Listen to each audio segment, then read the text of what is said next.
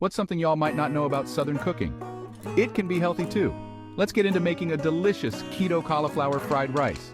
Alright, first things first, grab yourself a head of cauliflower. You're gonna wanna grate that beauty until it looks just like rice. Now, heat up a couple tablespoons of sesame oil in a big old skillet.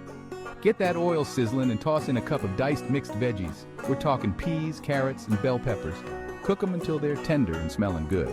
Next up, push those veggies to the side and let's crack 2 eggs right into the pan. Scramble them up until they're all nice and cooked.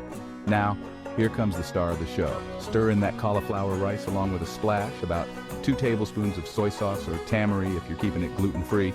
Cook it all up until that cauliflower is tender and packed with flavors.